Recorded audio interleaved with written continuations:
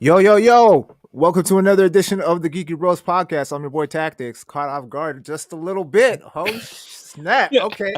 Look at that. Oh, the tables have turned. Umar, how do you feel? But who are you, though? Wait, what? Because you haven't introduced yourself. Oh yeah, I know, but I was just I was just giving you the props while you had them, and you just totally turned it off. Anyways, my name's Darcy. And this is Big Geek Umar. How y'all doing today? Good. A little frazzled, clearly, but good otherwise. You've had a busy week. I have, man. But it's over now, and tomorrow we celebrate. Well, you already fucking celebrated. So, Darcy, tomorrow we celebrate. I know. Today, Umar's mouth about the Batman better be like a chastity belt, or like that Robin Hood film. You know, like the metal one that they put on. Like right now, I don't need to hear a word. Umar, I have one thing, and I already told you just in the WhatsApp that you are allowed to spoil, and you need to spoil this right now, live on the podcast for me. Are they serving food at the movie theater again? No, seriously though, are they serving food at the movie theater? Bro, you don't hold that back. I gotta set my expectations right. You can eat. Yes, because if I can't, then I gotta eat before I get there. I gotta know. Yeah, it's like an almost 3-hour movie. You're gonna definitely need to eat. Yeah, I know. So that's the only thing that you were allowed to talk about related to the Batman. They were serving food when you went. Otherwise, Umar, watch your mouth and help us do the podcast. Yeah, because you're gonna take it as disrespect. Because I don't understand what you're saying. I'm gonna take that as disrespect. Oh man, what a great cameo in that movie! It don't fucking matter. It's like, what did I do? Oh, so Kevin Hart from 40-Year-Old Virgin.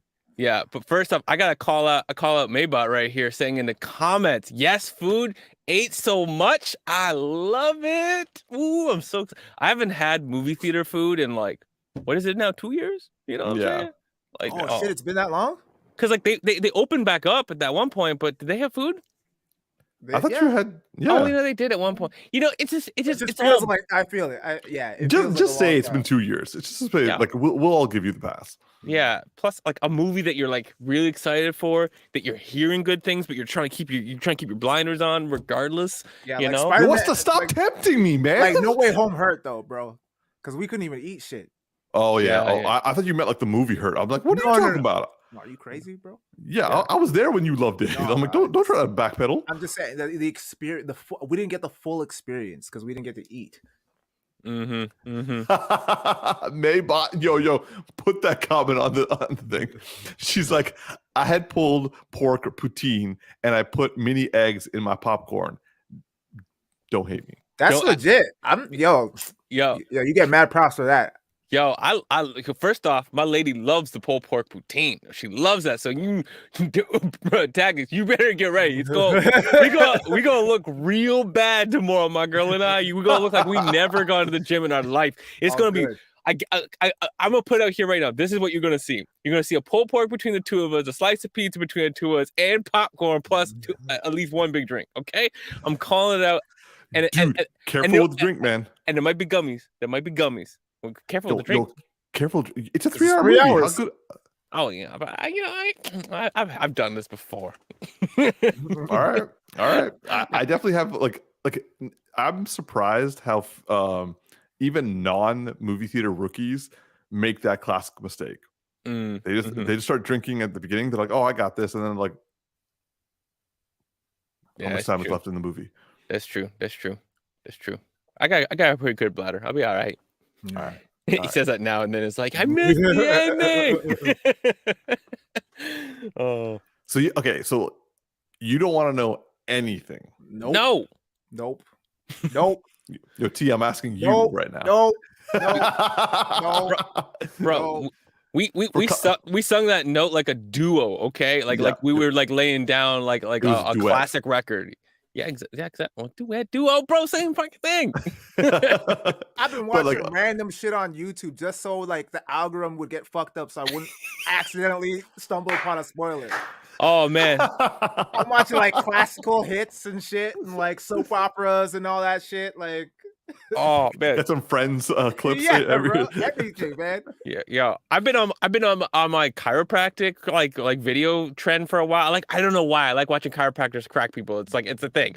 And so I've been pushing my algorithm in that direction for a couple of weeks. Not on purpose, but same idea. So Made Up It's like, I wouldn't recommend it, but I did drink 2 bottles of water and a large Batman Coke Zero. I also bought that collector's popcorn tin. Had to. Ooh, yeah, I'm getting that, yo. I saw Mm. that. Actually, T, I'm getting that because it's still your birthday. Oh, okay, fair enough. All right, then. Well, Umar's getting that then. Nice. I love how you keep forgetting it. Like, this is my birthday treat to you, and you're just like, yo, how much do I owe you? I'm like, you don't. And you're like, why not? It's like, well, I appreciate it, man. got It you, is. bro. All right, All well, I guess we should get started. What's on the agenda? I was stalling because I don't know what the first topic is about. So y'all go ahead. You don't have to worry, because the first topic is actually us basically selling something to you. And yes, it's another anime. Sell it hard because it's not doesn't look like something I would ever watch. Okay, you're getting that from one picture. Several pictures, actually. Yo, okay. First off, let me jump in here. Let me just jump in. Let me just jump in here. So to Tactix, do you like animes with shitty ass graphics but amazing fucking storylines? Whoa, shitty ass graphics. I'm kidding. Actually, so here's the thing about the show. This show, when it comes to the look, because obviously, let's be honest here, okay? We all look at animes and go like, did that look like something I'd be interested in? Because it's drawn, okay? It's drawn. So like it's like comic books. Like you the art matters. Like, yes, the storyline is great, but like the art matters in comic books. And I agree when it comes to anime. If I'm not a fan of the animation, you gotta catch me 2 minutes into this checkout. So this style looks very dated, right? And like low level. And when you watch it, Disney. Yeah, when you watch it, it looks like the painting style in the background looks inspired by Studio Ghibli, but like in a rough way. But it's very, very Disney styled. Sometimes sometimes the characters kind of remind me of Charlie Brownish in a weird way, just like this guy's eyes. But I know which one you're talking about. but the thing is, this anime, like 19 episodes in or whatever the number is, I'm at 12 right now. 20. 20 episodes in tax budgets and context. I'm at episode 12. I started Wednesday. wait, whoa, hold on. 20 episode. When did you guys start this shit? This week. What the fuck? We both started this week. Yeah, like, okay, so let me give some. We're talking about Ranking of Kings. It is a new anime because it's still airing. Its first season. It's only 20. The 20th episode came out today, and I think the season goes to like 23 or 24. I started watching because my bro Elliot, like, he like shot me up on WhatsApp. He's like, "Hey, how you doing?" And like we kind of reconnected, and he was like, "By the way, have you been watching Ranking of Kings?" And I'm like, "Look, I don't even know what you're talking about." And so he sent me a clip. I'm like, "Oh yeah, I saw that online. Like, it doesn't look like my thing." And he was like, "Why do you say that?" I'm like, "Well, yeah, I don't know. I didn't want to watch it." And he was like, "Okay, I'm gonna tell you this right now. I want you to try it out. And if by the 3rd episode you're not completely in love with the main character, bro, don't even worry about it." I was like, "Yeah, but that's like our usual 3-episode deal." He's like, "No, I'm saying by the 2nd episode you'll love it, but like by the 3rd episode you will love him." And I was like, "Okay." So, I took my time, but then I was like, "Oh, might as well, I'll give it a try." So I watched the 1st episode. I was like, "Oh shit." Watched the 2nd episode. It's like, okay. Watched the 3rd episode. I was like, I will die for this young man, and I'll die for him like if I have to. If hell, I don't even have to. I know he's a fictional character, but I'll still die for this child. And then I just proceeded to like spend this past week watching whenever I could to like be caught up as quickly as I could. So this is literally I literally started like Monday, and here we are on Friday, and I'm 100% convert. Yeah. I started either late Tuesday night or Wednesday. Yeah, I shut you up. I was like, I gotta tell you about this anime. And I'm 12 episodes in. So Tax, let me give you a little bit of context. This guy here, actually, let me give like the overall kind of general idea. It's like it is like medieval times. Okay, not exactly your number one forte, but it's like all these kingdoms, and they're like there's these people who rank like the king to see which king is the strongest and whatnot. That's not the thing that's cool about the show. The thing I love about this show, at the core, the number one thing with this main character, Boji, I think that's how you say it, right? It's Boji, yeah. Yeah, Boji. Everything that you liked about Naruto, like the core of everything that Naruto builds up around, where you're like, at first you think he's like an idiot or whatever, and then over time you end up going like, I want to root for him and his story and his like the underdogness. Yeah, take out all the stupid parts of the Naruto character you don't like, and immediately jump right into wanting to back the main character because of how much you're just gonna like love his demeanor and everything about him. So he is a deaf character who is smaller than he's supposed to be by a giant mile. His parents are giants, and he's a dwarf. He's a deformed child. He's a deformed. He's actually legitimately deformed because he is small even by human standards. Yeah, and he's deaf. He can't speak and he can't hear. Yeah, he is a deaf and dwarf individual of a giant, and yet he's got everything about that. Like, he won't give up. Empathetic to the T. Empathetic. He wins people over like Naruto does, and he has 0 lines of dialogue. He has never said a word because he's deaf and doesn't know how to speak English. So how does a character who has literally, there is another character in the show that reminds you of an evil character from a completely different show. He's drawn like identically. Yeah. And right out of the gate, this character is like, goes from being like, a sleazeball, I guess, like to immediately like, I'm going to back this guy. I'm following this guy for the rest of my life. Like, it just, this kid wins people over, and the show looks very childish, and then it will be childish, and then all of a sudden people just get dismembered, and you're like, wait, what? Like, yeah, you're just like when that dude cut his, like when the dude's hand got cut off, I was like, what just happened?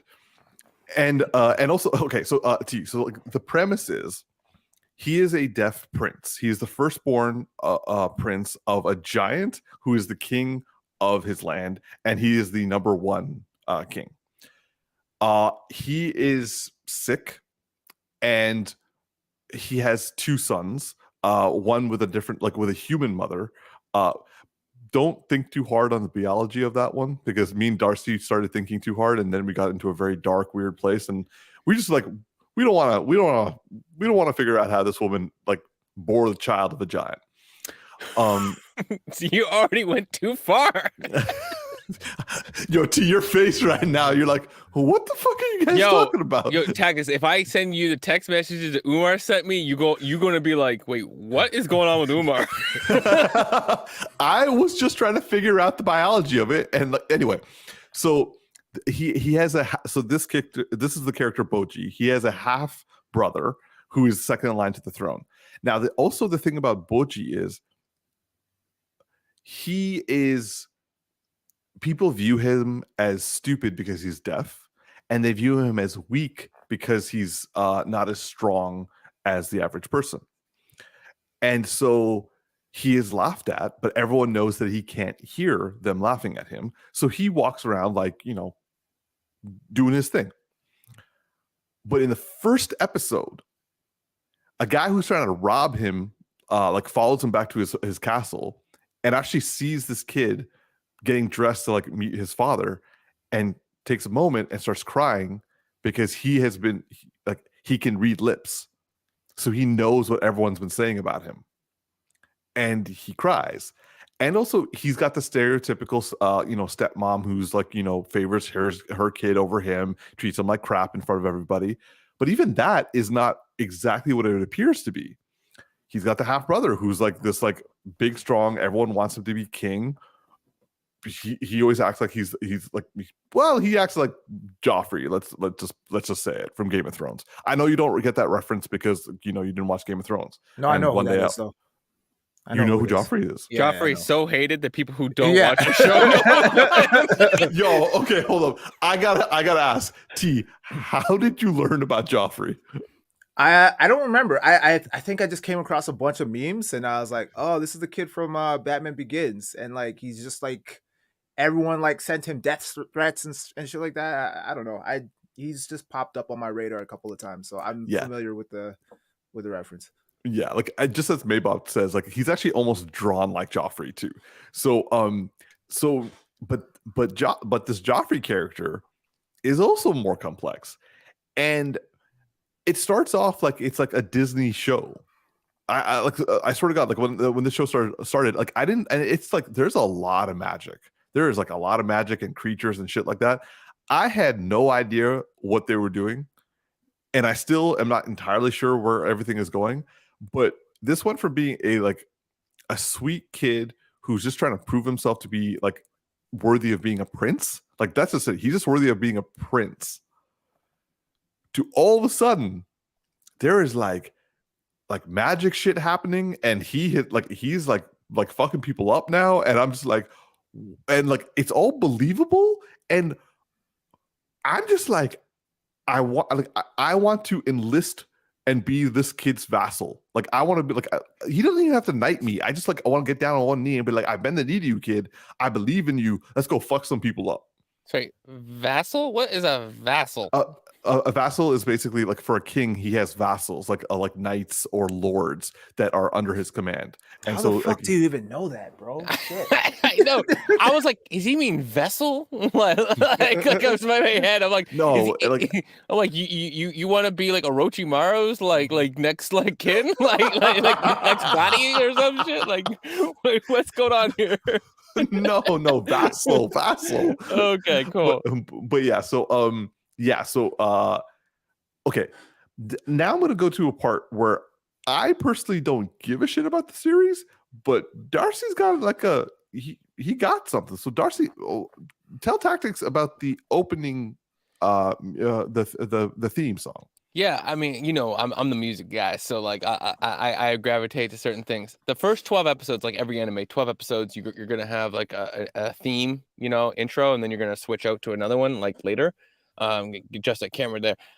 And the theme song in the first 12, I love it. I don't like the second theme song at all. Like it's the first theme song is so good that there's not like it, I'm like, just why did you change it?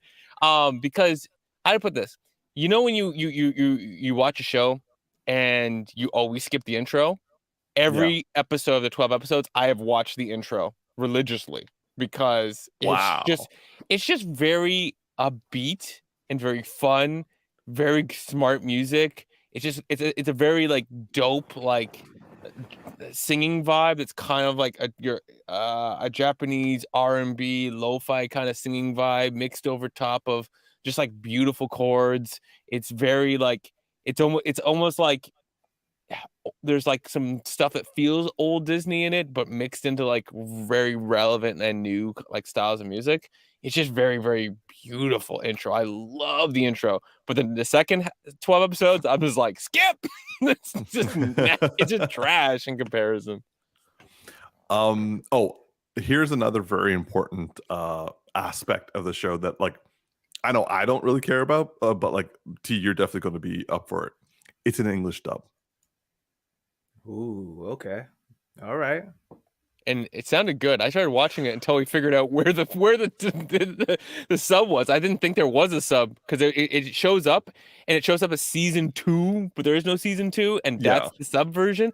but by default, the very first thing it shows up with is English dub, or actually, no, the very first thing was German, and then I was like, German. wait, I was like, what? I had to go find it, but yeah, the English dub felt It, like it was good, and the thing is, because it's medieval times, it looks very appropriate for it. Agreed. I did actually went and gander and checked it out, and I'm not saying I want to listen to it. I'm just saying that like for people like it's not terrible. Like they still do character acting that is in the Japanese version. But also some aspects about the show is they actually do show sign language. And it like they actually consulted the Tokyo Federation for the Deaf, and they were supervising it so that it is depicted properly. And you know, that's I actually really respect that. Yeah, that is dope. Yeah, they do throw down a lot of sign language and stuff. It's impressive. So T, um, given everything Darcy and I have just said, look at that face. If you weren't really busy, how likely would it be that you would give this a 2-episode try? 50-50, if I'm being honest. Everything you're saying sounds really good, and I feel like I would give it a chance just because initially back in the day when I don't know if it was one of you two that told me about Avatar, or I can't remember who got me into it, but It was me. initially when I I love how you completely shut up to Darcy. Look, I see you dying over there.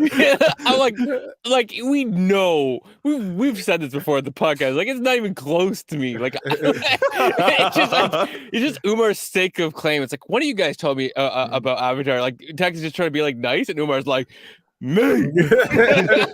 Don't take that badge away from me. But I know I was like, I had some resistance towards it initially because I'd seen the commercials and I just wasn't vibing with the animation and the tone of the show that it was depicting from the bits and pieces that I'd seen from the trailer. Right. And then I think I gave it one episode and I was just kind of like, nah, this is not for me. And so I kind of wrote it off and forgot about it. And then yeah, I think at that point, Umar, you were the one who got me into it and told me to give it another chance. And so I don't know, I must have been free. I probably wasn't doing much, and I started watching it and loved Avatar. So because of that, I'm like, okay, maybe this will be another Avatar situation, despite like, in spite of the fact that I'm not really feeling the animation style at all. I like while you guys were talking, I checked out the trailer and I was like, it's not for me. It's not for me. I'm But not gonna lie, like that was my initial reaction too. The only reason I gave it a try was my buddy Elliot got in my face. Well, he didn't get in my face. He was like, dude, just check it out. I was like, okay. Yeah, I will agree on that. The animation definitely will be a rough selling point, but it has a stronger first episode than Avatar by a mile. 100%. Yeah, and honestly, like, yeah, you're just gonna end up loving it. Like it's gonna surprise you. It's gonna be, because let me put it this way. When I went to check this out, Umar messaged me and I'm like, oh, Umar knows, don't message me no BS. Like it better be already at like bubbling up, because I'm like, if it's just random, like he sent me a couple things once, I was like, nope, not even gonna click on it, bro. Not gonna happen. My bad. So he know the threshold now. And so I'm like, all right, I know it's gotta be quality. So I go click on it and it pulls up the the German, and I flip over, find the English dub, and the first comment on the first episode was instant classic. And I'm like, between Umar coming out here and saying I should check this thing out, and somebody saying instant classic, I'm like, this is gonna be good. Clicked on it, I was like, this shit good. That's it. Yeah, like the website that I go to like see what the ratings are for shows, that gave it an 8.8 out of 10. And I was like, this show? And I was like, but the animation, and isn't it just about a kid who like has like a needle for a sword? And then yeah, so T, I'm just saying, all I'm saying, give it not even 3 episodes, give it 2 episodes. all right. That's confidence right there. All right. Yeah. This show, what makes it? The characters. They do an amazing job. Every character, even the characters you're like, no, they'll give everybody context and everybody humanize them. Yeah, like seriously, at a certain point, like I was watching this and I'm like, are we really going to start humanizing the random animals nearby? And they do. I was like, okay then. Yeah, they'll like set up a character like, oh, you're gonna hate this character, but wait 2 episodes and you'll totally love them.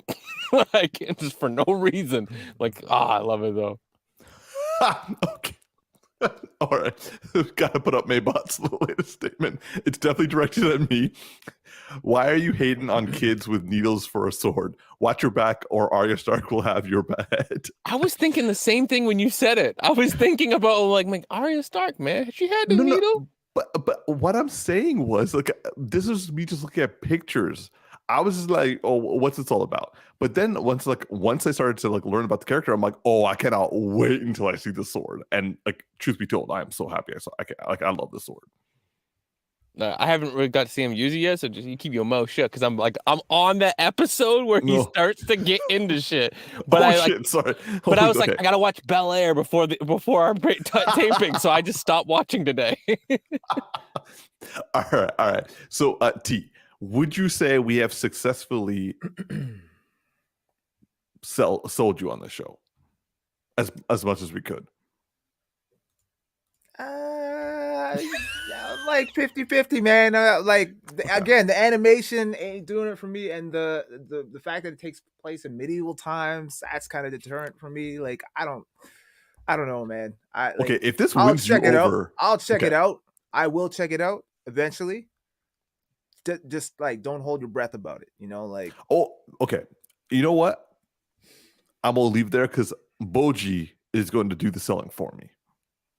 Yeah. By the way, just as an FYI, I mean, we got a couple busy weekends ahead of us, but when we do hang out as bros again, if you haven't watched it by then, we might have to watch a couple episodes. All I'm trying to say right now. I'll agree. I'm sorry. Who's Boji? The dude in the middle, the little kid. I thought it was an actual person. I was like, wait.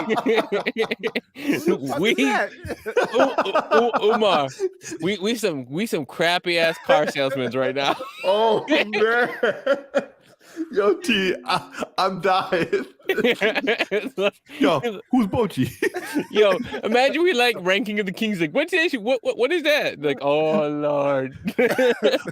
All right, let me rephrase. And yes, Darcy, we need to work on our sales pitch. I will let the main character do the selling of the show for us. All right, thank you. Oh Lord have mercy. Oh, okay. So moving on.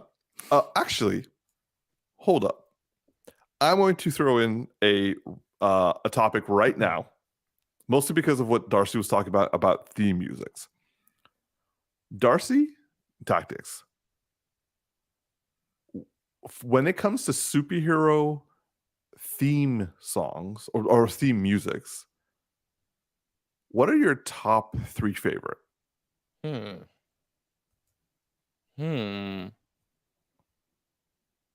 it comes to theme songs? Yeah. I also have to think it also comes down to what's the memorable ones.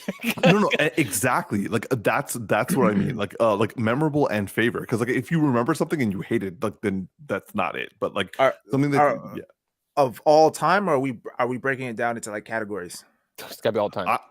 Let's go all time. Because that's so hard. That's so hard, man. Because it's like no. Okay, how do you compare I said superhero. Okay, superhero. Unpopular opinion, but I'd have to say Batman Beyond. Oh, yeah. Okay.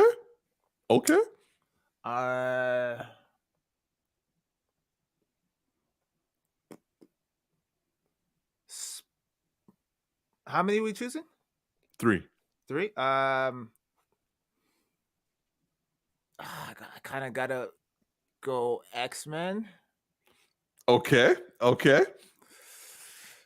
I'm sure I'm missing one.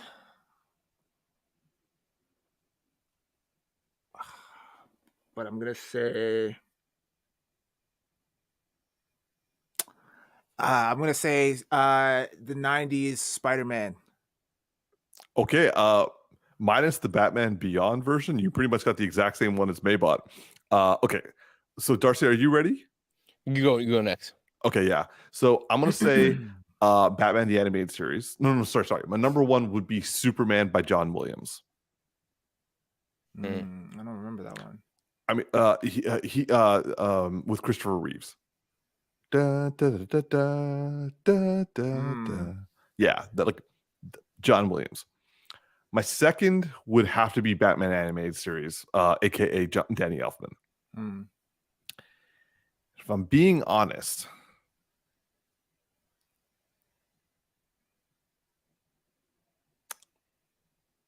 yeah, it's gonna have to be X-Men. Yo, I love how similar you guys are. I have one to throw that's gonna curveball, and you guys are gonna be so mad when you hear me say this. Okay. Oh shit. So for me, it's gonna have to go. I'm in no particular order because I want to say the 1/3, but I don't really want it to be the third. So in no particular order, everyone's said here, Batman Animated Series, fucking amazing. Okay. Now this is I have two that are different here. One's gonna piss somebody off, which is the Man of Steel theme song. I just like, bro, don't hate on fucking Hans Zimmer. Yeah, it's the theme song, bro. It's not the movie. Like Zack Snyder did not score the you film. Hate Zack that much, bro? Like you hate him that much. That anything that he's associated with, trash. Yeah. like Hans Zimmer is trash. Hans Zimmer and Junkie XL are amazing composers. Wow. Okay, like I love how T's like relax. The hate just radiating off of you, bro. It's like as the paycheck from Zack Snyder goes to Junkie XL and Hans Zimmer, Umar's hate goes with it as a tip. Like, okay, so the Man of Steel theme song, and I'm a just call it Waybot with the honorable mention of the Power Rangers. Power Rangers. That is not my third one. My third one, and you two are gonna be mad when I tell you this one. Teenage Mutant Ninja Turtles. Oh, fuck! That's okay. Yeah. Yep. I give you props for that, yo. I still wouldn't choose it, but it's like right up there. No, for me, like yeah, like that is gold right there. Like the fact it make you want to sing along. Like the other ones are like amazing, like they're amazing musically, but this one's just like fun, like just straight on fun. Especially when they did it at they redid it for the movie. Oh, yeah, that one is solid too. Oh, Maybot, I love it. She's like, I verbally joined in, y'all. Yeah, as you should. We overlooked that one for sure. Yeah, I knew. I was like looking up like theme songs, just trying to like remember some. I'm like, I'm missing something, and I'm on my list. Like the hilarious things were like Bat Dance and Superman and like PJ Masks theme song. I'm like, what the fuck? What is that? And then it's like TMNT. I'm like, oh, TMNT is amazing. Yeah. Okay. Yeah, I thought it would be a fun thing just because I was thinking about it because you were talking about opening themes. I'm like, what other opening themes? Yeah.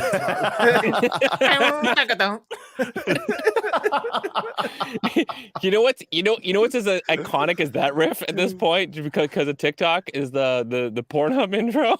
Because you know all the I love the TikToks where people will play that and then it turns into Childish Gambino song, but it just make people like.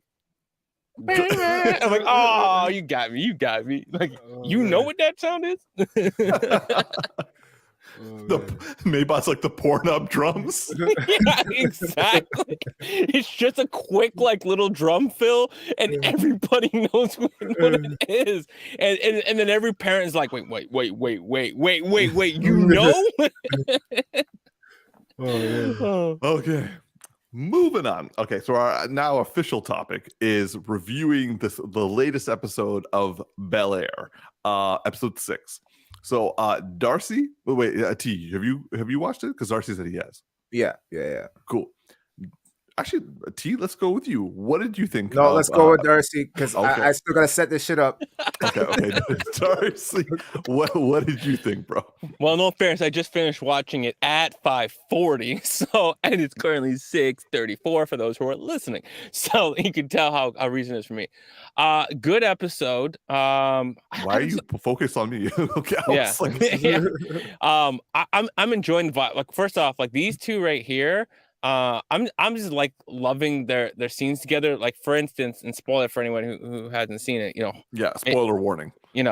Spoiler. Okay, so like, Lisa here and Will are doing. Wait, hold up. Maybe it's like I haven't watched Bel-Air yet, so I'm curious about your thoughts. Okay.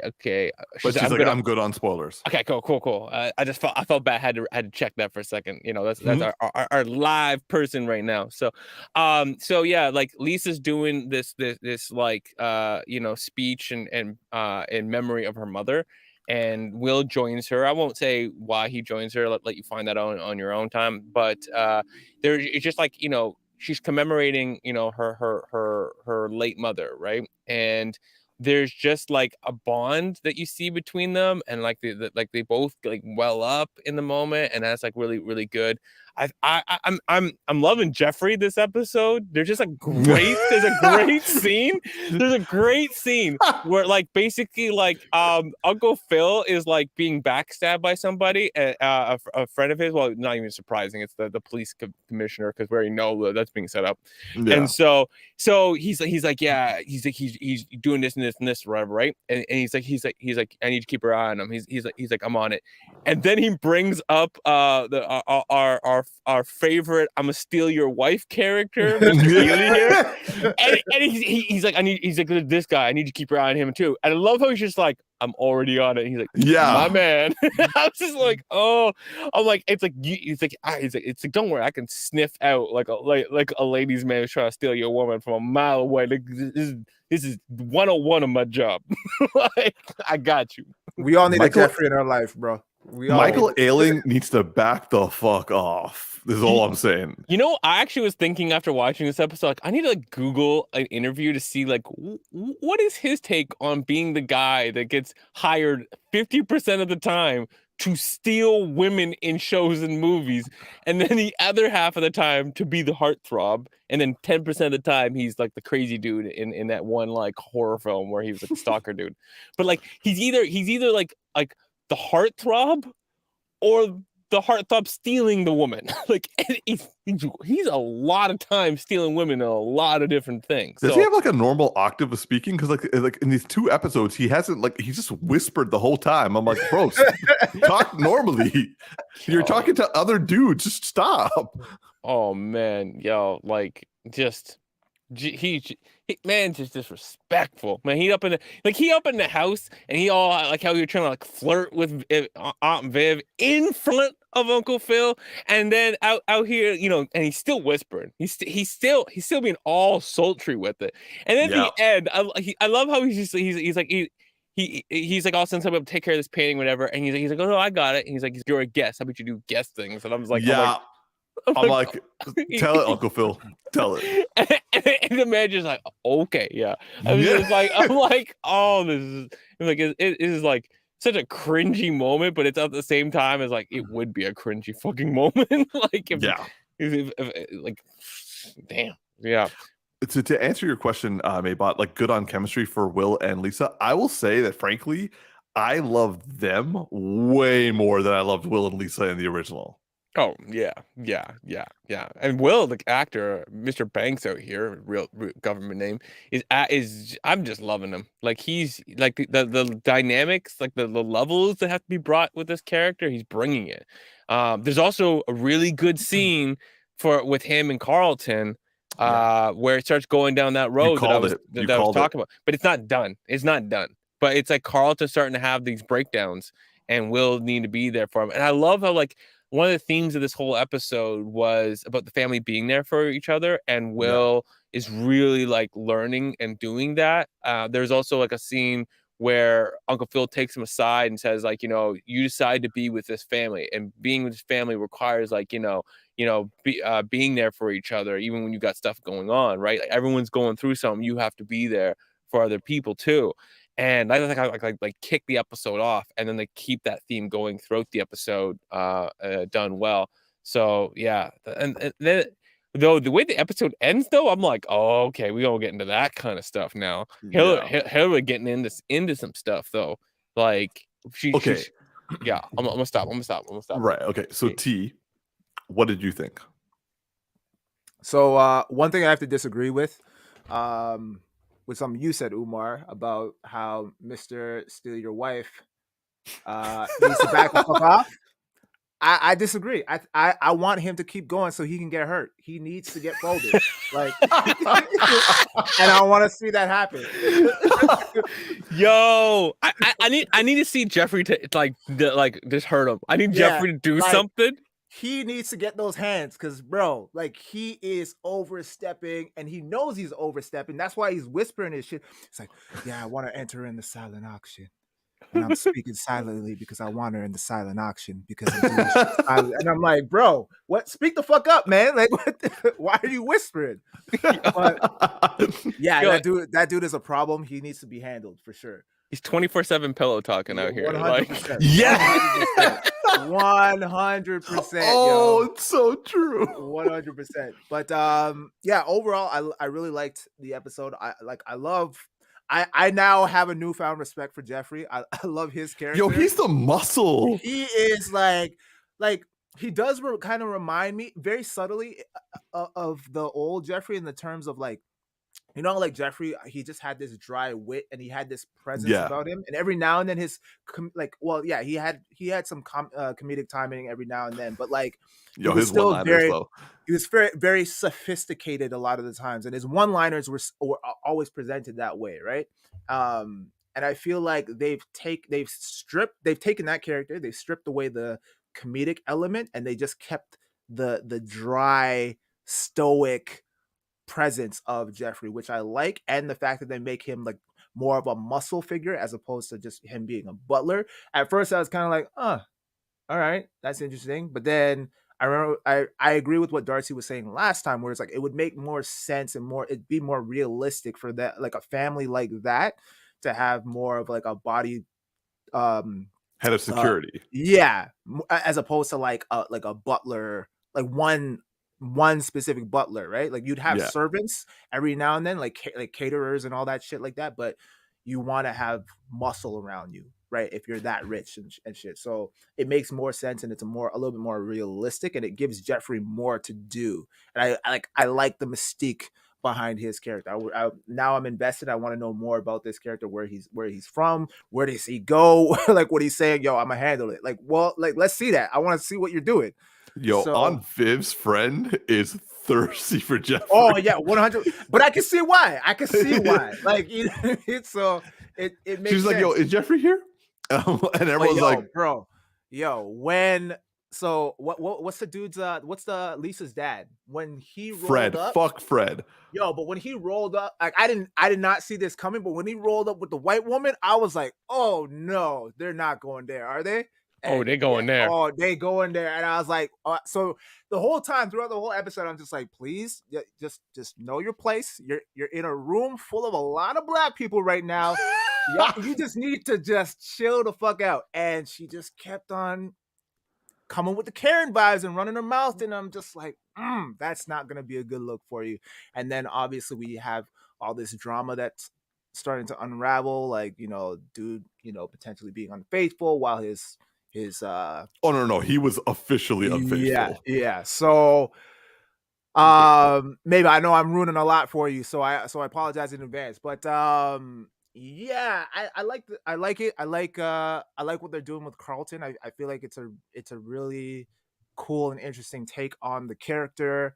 It's interesting to see him go down this downward spiral, and it sets up for what Darcy what Darcy is predicting in terms of how this is going to build him and Will's relationship and strengthen it, because you can kind of already see, like, yeah, they have their banter back and forth and they have their tension every now and then, but at the end of all of that, there actually is family love there, right? And regardless of the bullshit that they deal with, you know, to a certain point, they are going to find a common ground. They still have a lot of stuff to hash out, obviously, and then with Lisa kind of interjected into this, it's going to kind of create some more tension between them that they're going to have to overcome eventually. But it fleshes out the story a little bit more and gives them more to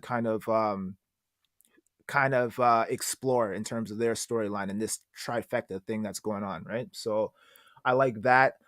Yo, Aunt Viv, we got to give it up to Aunt Viv for this in this episode, man, because she pulled out all the stops with the attitude coming full fledged with the Karen, I don't know her name. oh yeah, whatever her but yo, she took the MVP on this one for sure. I'm starting to come around to the show, man. I'm really enjoying it. Okay, so Maybot asked, like, is he like Alfred Pennyworth ex Secret Service? Yes. She also asked, would you recommend it? Actually, I know Darcy and I would. T, would you now officially recommend the show? If you were a fan of the old show, then it might be 50-50 for you. Like if you're super attached to the old show, then it might not jive well with you because of all the changes that they've made. But it could go on the other side of the spectrum where you're like, for me right now, I like it based off of the nostalgia factor because now I'm like, okay, I'm looking out for certain references and like they're taking different takes on a lot of these characters, and it's good to see them fleshed out and evolved for the modern day. So that's kind of intriguing, and it has my invested interest. But yeah, and honestly, it could go either way depending on where you stand in terms of how you felt about the original series. Like if you're really, really super attached to it, and you're like, no, don't touch a classic, this might not be for you. Sorry, I mean interrupt you there. No, I was just saying that the show all around has been very divisive by what I've been reading with the reviews, and I think that's a main part of it is the fact that some people are just super attached to the original that they have a hard time letting go and conceptualizing the Fresh Prince of Bel-Air as a drama and not a comedy. I also find that there's a lot of like unconscious racial bias from people reviewing this because they don't like having a serious way of talking about serious issues. They would have preferred a comedy where they could laugh it off and be like, "Oh, but it's true," and then just like leave it there. Here, there's actual emotional resonance for a lot of what's happening because each of the characters are portraying it realistically. Like, and it's an hour-long show as opposed to like the sitcom, which was like 25 minutes or so. So it's like you have a lot more time to flesh things out, which is kind of refreshing, right? Because you can delve into these stories a lot deeper than you could in a sitcom, right? Yeah, because like for example, stuff going on with Ashley. I'm personally really glad that they're showing it the way they are, and the fact that she's not confiding into Will, she's confiding into Hillary. In fact, Ashley doesn't really have a relationship with Will, and that's good. I think that's going to come back to in a very interesting way because now, because of the reveal and like her being heartbroken, I foresee her teaming up with or siding with Carlton in some capacity later on in the future, and that being a whole thing. So that'll be interesting. But so like I'm glad that I'm also really glad that they're showing Hillary as being not just like aware but woke. She's EQ instead of IQ, and showing that like she is guiding Ashley to be open about her sexuality and also to keep it at her comfort level. I really enjoy that. And witnessing almost like kind of a description of how people who are changing like the fluidity of sexuality, but also like the decisions that are being done, but also how to protect yourself, but also how to be okay with who you are and not hide it for the fear of judgment, but like for when you're ready to make a decision or when you're ready to just announce it. I really like the fact that it's sisters supporting one another because she's also got Hillary's back before she found out what Hillary was going to do. I'm really hoping that was just me like Was Hillary doing a sexy cook show? Yeah. Because Yeah. okay, I was Yeah. hoping that maybe I misconstrued her outfit. You know what though? How would you misconstrue that outfit? that is lingerie, okay? I know it's lingerie. I know. But I just like saying it the dumbass way. But the thing is about that though is I actually appreciate that they're doing that, not because like I want to see her in lingerie. That's not it. It's because they're talking about the social pressures Yeah. of social media and how she's in this house of influencers and how she has to get something out and she's feeling up against a time and she's pressed up against the same problem that a ton like all women are facing in terms of like whether they need to put out this sexy appearance or not, right? Like it's put and push on all women. Not all women, do that or not, but a lot of women do feel that way and try to build because it is the way that a lot of women are able to build giant influencer followings. And in a situation she is where she just came from having a conversation with like her mom's friends and are like, there's that underlying tone of doubt in their conversation. Yeah. Oh, well, you can only fall back to the pool house, but if not, I'll take the pool house and all that kind of stupid ass stuff. And so she's like, I would rather like, be broke and homeless than have to come back and live with the family. And now she's put up against, she has to do this thing. And so now she has to go viral in the next like couple hours. And so she's making a decision that she may not agree with later, that she may doubt, she may feel some kind of way, and we'll see how she feels about it later. She might be like, no, this is my right, but she may also feel guilty about that decision at the same time. And so I like that they're going to go down that road. It was definitely a shock. I didn't see it coming. Neither did I. Let's put on Maybot's comment about Ashley. So Maybot says, "Yeah, that is what I hear. How fans don't like the change. For example, I know about Ashley, and everyone on my Twitter was like, "Oh hell no, they did that to Ashley." Oh, honestly, it's refreshing to hear the bros' outlook on it. I really like I personally really like the fact that they addressed it and they're showing like an emerging like questions about sexuality, which helps a current generation with their emerging feelings. So like me personally, I'm really happy about it. But in terms of my review of the episode, I really liked it. I found with the Karen stepmom, I was like like, I felt a little bad for her. Like when she showed up, I'm like, yo, you guys are just being mean to like the stepmom. But then I was like, oh, they had an affair, didn't they? And then I'm like, oh, that doesn't help. And I'm like, okay, well, maybe she just wants to like because she's feeling awkward. Maybe that's the reason why she wants to say something. But I'm like, after that, you shut up. You should really just shut up. And then I'm like, girl, you still talking about this? Yep, on Viv, smack her down. Smack her down. And but the thing that actually really upsets me, it's not the Karen, it's Fred. Like, Oh, yeah. like your wife was dying, and yet not only you cheated on her, but then you actively replaced her. Like, it wasn't the fact that he was like needing consolation, and like he just like fell for one of her friends or anything like that. It's like, no, he was cheating on her, and like he like waited until she died, and then like at first opportunity, like it's not even like a grace period, at literally first opportunity they got together and then had a kid. And I'm like, you are allowed to live your life, fair enough. You don't have to stay in love with your wife, and like if things were like falling apart and stuff like that, okay. But like this event is for your wife's memory, and clearly your daughter loved your ex-wife, and also this is for her to grieve. You shut up and you shut your wife up too. Yeah. Like just don't even come.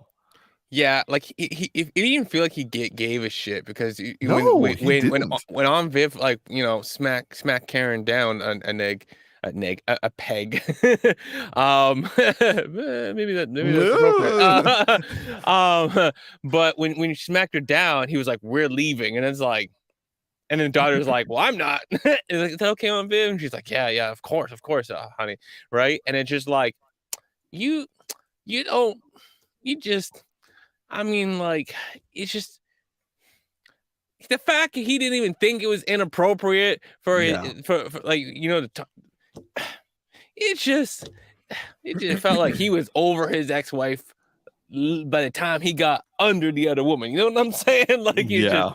just disrespectful. I don't even know the woman like that's passed. We never even seen her, and I feel disrespected in her memory. Yeah.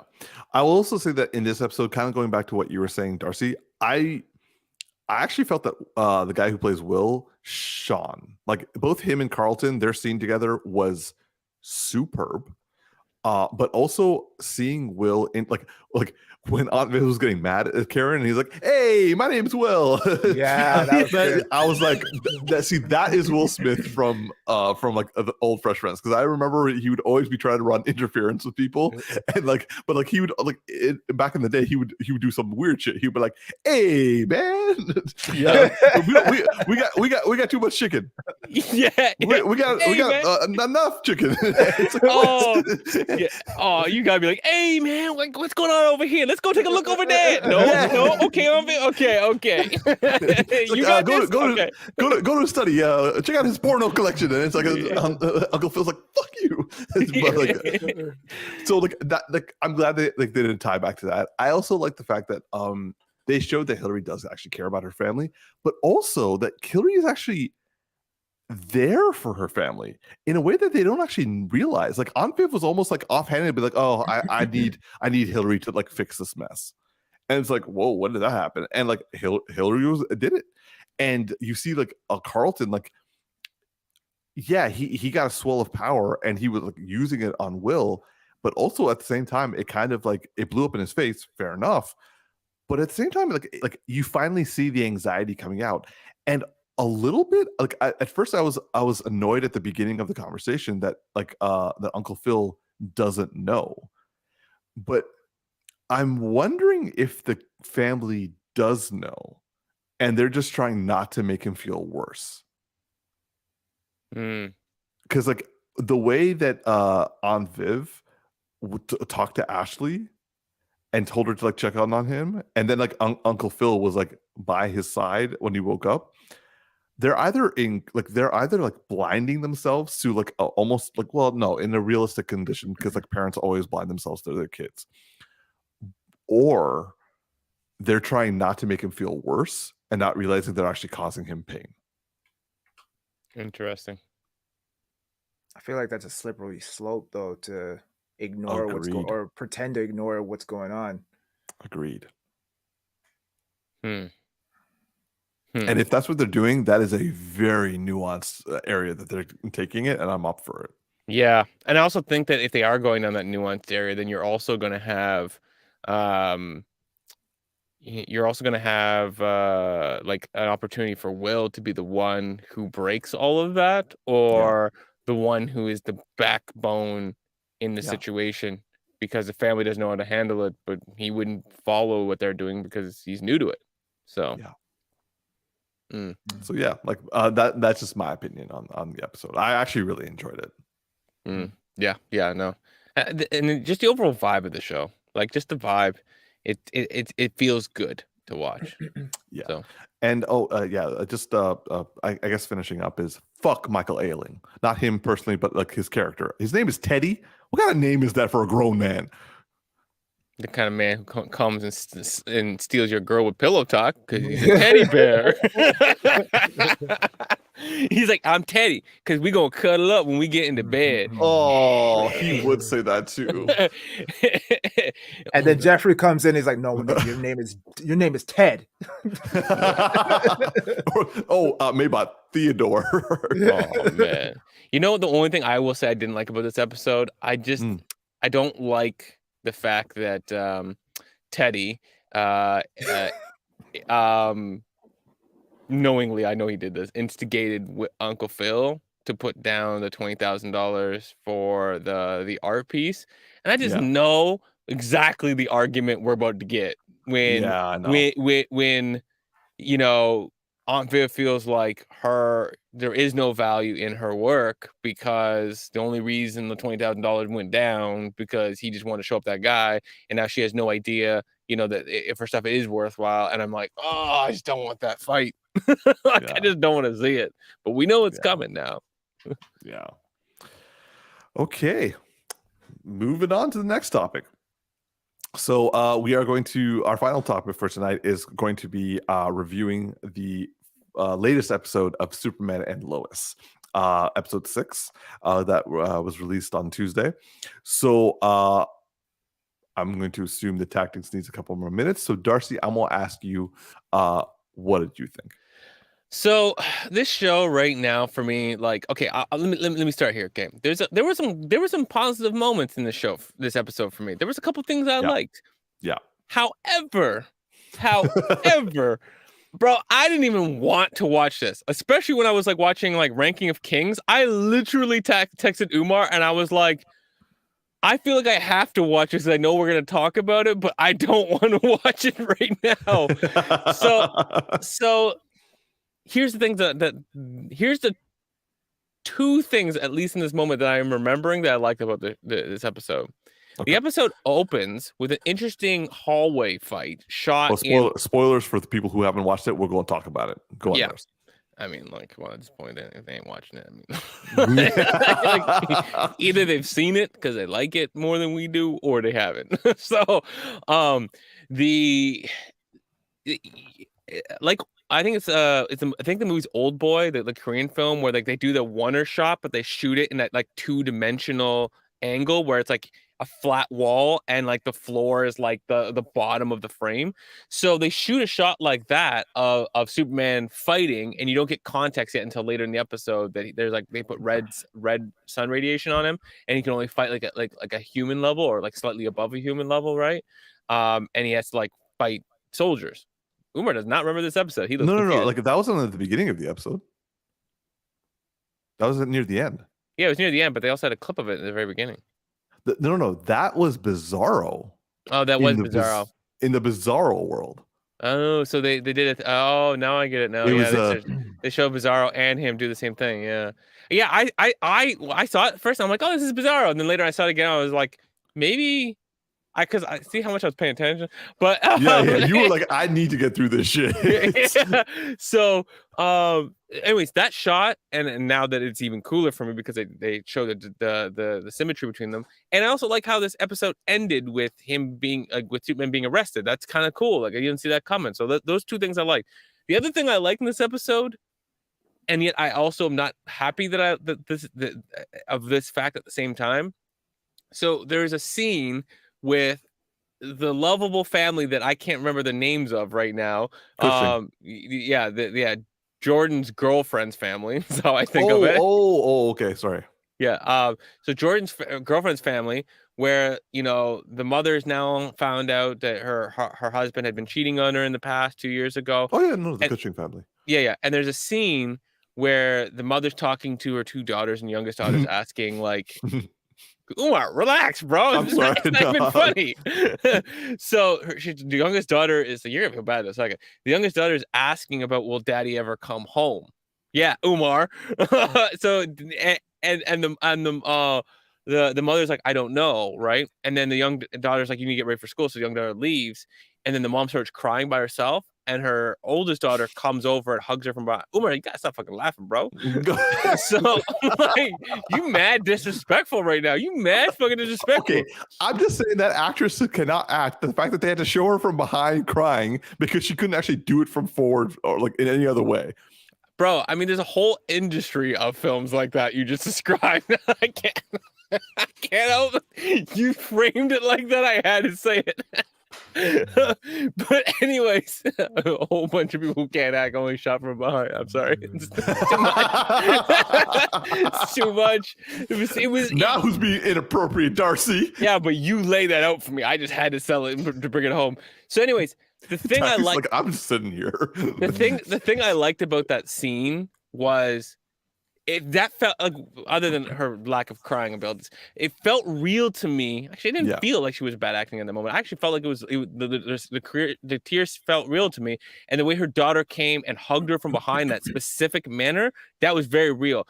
And I really liked their acting in it. I just feel bad that the only time I give a crap about this damn family is when you put women in the same situation they always put women in. They gotta be killed or they gotta be cheated on for me to like feel empathy for them. Like the acting in those scenes, they are doing it well. Those women are like the daughter is supporting the mother in a way that I truly appreciate, and I think that I feel it and it feels real to me. I just wish that that's not the only time in this whole freaking show I've given a crap about them. It's just so like stereotypical shit that like makes me go, oh, why do I gotta care about them because they got cheated on? Why can't we have made these characters valuable in a different way for me? Yeah. So, anyways, I digress. Those are my feelings right there. I got more heat than I thought I was gonna get. Well, I may have egged you on. T, how about you? What did you think, man? So Darcy, I agree with you, man. I didn't want to watch this show or this episode, so I didn't. What do you think, Umar? Oh, did you not watch it because you were busy, or did you not watch it because you didn't care as well? A little of both. Yeah. All right. Okay. Like before we go on, shall we just agree that we don't need to keep covering this anymore? Then. Sure. Yeah. Let's come back to it when it gets good.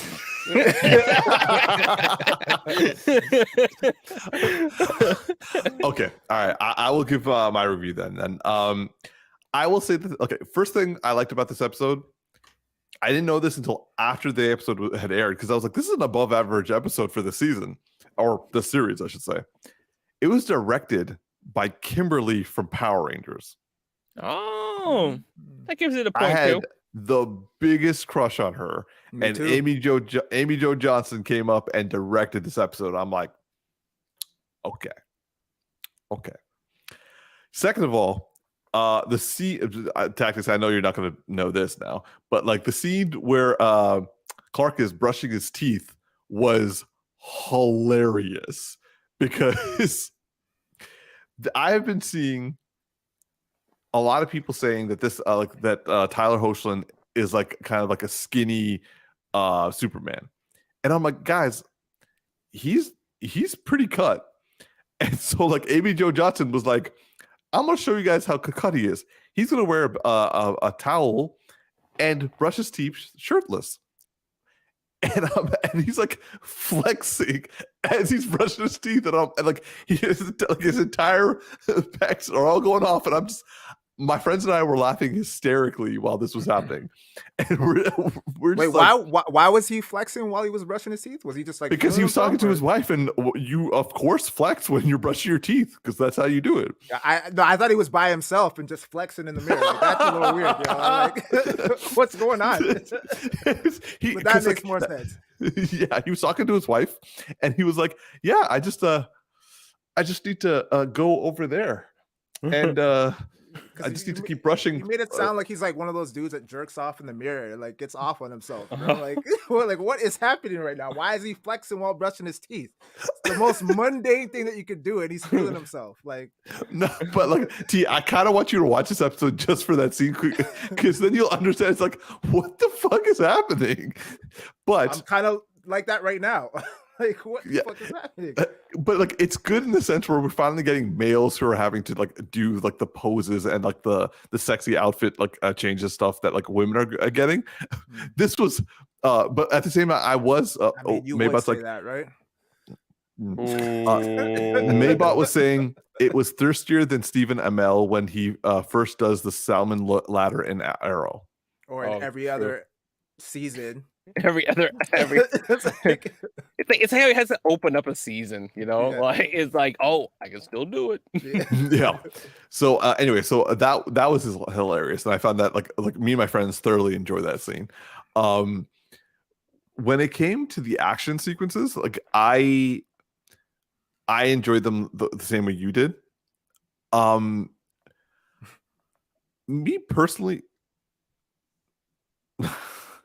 I would say that I like the direction they're taking the story. The Cushing family stuff, like, still I couldn't care less about, but I agree with you, Darcy. Like, this was done moderately well. I like the fact that they're having, all I'm wanting is like Lana and Clark to have like a just like a normal friendship.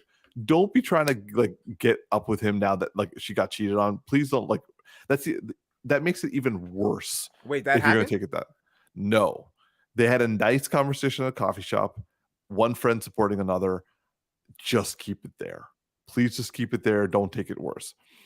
The whole Jonathan Jordan thing, I couldn't care less about. Mhm. The Bizarro stuff is interesting. Superman versus the DoD is interesting. I love the fact that like the general comes up to Anderson and is like, for 20 years we had good relationship with Superman. You've been here 9 months and everything has gone to shit. And he was like, man, what do I like? What can I say? She's like, fix it. And like he then arrests Superman for treason, which is ridiculous because Superman isn't an American. He stated he's an international, like he's international. So therefore, where's treason? Anyway, the fact that he's being shipped off to like spend prison with his brother, I'm interested to see where this goes. But at the same time, I also I couldn't care less about the like. No, I could care less. I just don't care about the Lucy Lane aspect because they're handling it so poorly. It could have been so much better, and like it could show that like you didn't have to sacrifice Lois's like journalistic integrity to make this plot point happen. I'm glad that they're showing that like Lucy has been fully radicalized and she is completely believing in extremist behaviors, but Lois is still undercut for being right all the time and also for doctoring her interview. And I'm like, well, what's the point anyway? I'm gonna keep watching it, but like if it gets good again, I'll bring it to you guys and be like, yo, let's start reviewing it again, or let's just review it where it starts getting good and forget about everything else in between. But I enjoyed it. I Amy Jo Johnson come back and like direct some more, and if you want to, if you're still single, I will. I am too. Oh, relax. I mean, it's just like I will give credit though. The directing in this episode was the best part of the episode. Like it's just a story thread that they're on. It was smart. They did it well. Or she did it well. Yeah, the way it opened up, the way it ended was really, really well done. That was really well planned out. There was some good stuff in the middle, but there's stuff when you have a show like this, like, the director might have want to take angles that they can't take because it's not really part of the show's like, cinematography and the way that it's done. There's things that you'd want to change in like the storyline, but you can't because the story is going somewhere you can't control, right? So there's levels to this where it's like you can only go so far, and there's aspects of them is like, man. I would say that her direction actually exposed the weak points of the series. They showed that Lana is not actually a good actress, and like she isn't able to carry emotional stuff. She's like, even in emotional scenes, she's very like she's just like a plyboard. She's just there. Everyone else is doing a good job. Like her daughter is killing it. Her husband, like despite having terrible cliche lines, is killing it. She's just kind of like, I'm there. Same with the daughter, and also same with like Jordan and with Jordan. Jordan is just kind of there saying stuff. Like the direct, but like Clark was good. Lois and Lucy, despite like what the dialogue was given, they were staged really well. Having like the interactions between them and also General Lane was a really good dynamic. Clark with Anderson, Clark like Bizarro, Clark. Like she's actually a good director who can actually bring out good performances.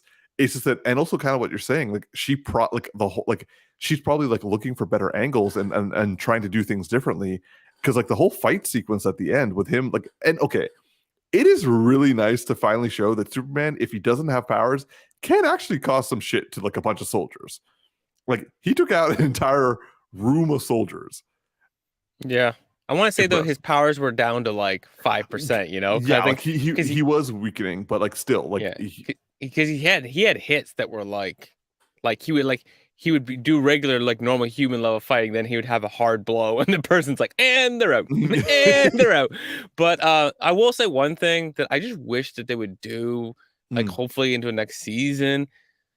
Stop padding the man's uniform. Agreed. Like, don't get me wrong. Yes, Superman is naturally the bigger than life character, but we've had cartoon depictions and drawing depictions where all of the people in Justice League are very slender, right? Just because he's from another planet, the whole idea is that his body absorbs solar radiation, made him super strong. It didn't matter what his physical form was. But like, yes, we obviously want him to be superheroes. So we want him to look the part, and his body would obviously be optimal from like a metabolism perspective with everything that's going on. So honestly, like the man is, like you said, he is ridiculously cut, like hardcore, like 6% body fat, ridiculous. Just put like regular stuff on him that shows off his normal muscles. He would look completely believable. And I just hate seeing the pads, because I hate seeing when they do movement, like in this picture that Tactix has up, and you can see that the pads are holding in a certain area. It's like when people have like fake booty pants on. I know that the glutes don't stay still when you squat. Like, it's just not how your body works. I'm looking at like something's unnatural here. Just show his body's fine. Like, let's not have to like shame him, and not really shaming him, but we don't have to like pat him up to make him more believable. I would have believed it just fine. The man looks good. And also, like we've seen him brush his teeth. We know he's got the muscles. So like, why do you need to put the paddings on? Yeah, he's just not a stocky dude. Yo, T, you're gonna watch this episode just for that one scene. Yeah, probably. I mean, the beginning and the end's also worth it too. But yeah. You watch the beginning, then the teeth brushing, and the end, and peace out. Pretty much, that's all you really need to watch. Yeah, fair.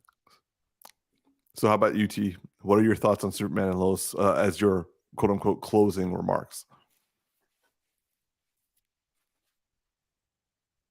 You are muted, my friend. I kind of feel like I watched it already. It's not that far off. I will say though, you do want to watch the intro and the outro, because it is well shot and it's nice. Agreed. Yeah, like like those parts where Bizarro and Superman both have the same fight shot the same way, like the old boy thing. That's worth seeing. It's fun. It's very different looking compared to everything else in the show, so it immediately catches your attention. Once you turn it on, you're like, whoa, what's going on? So right. Okay. All right. So as we're ending off, we will now officially state that the Geeky Bros will stop covering Superman and Lois, because, you know, we're pretty much saying the same thing over and over again now. So if it gets better, or if the series finale does like a really good job, we'll probably retroactively rewatch it. But like, we are ceasing our coverage of Superman and Lois season 2. All right. Well, volleying it back to you, T. Okay. Well, this has been another edition of the Geeky Bros podcast. Next week, we will be discussing, you guys know what? Well, yeah. I mean, technically, we could have discussed it today, but someone went ahead and watched it without us. And us, I mean, myself and Darcy. Okay, So, I did try to get you guys to come with me. I mean, I feel like you didn't. But anyway, really? This has been another edition of Geeky Bros podcast. I'm your boy Tactix. Darcy, to you. Yo, it's just Darcy here. Umar does not exist anymore. No longer is a friend. And yeah, next week we'll see if he comes back. And yeah. Let me speak. You guys suck. Y'all suck. I have words. Give me back my words. All right. You got 5 seconds. Okay. It's not my fault that Sorry, I count fast, bro. Just say your name and that'll be it. What's your name?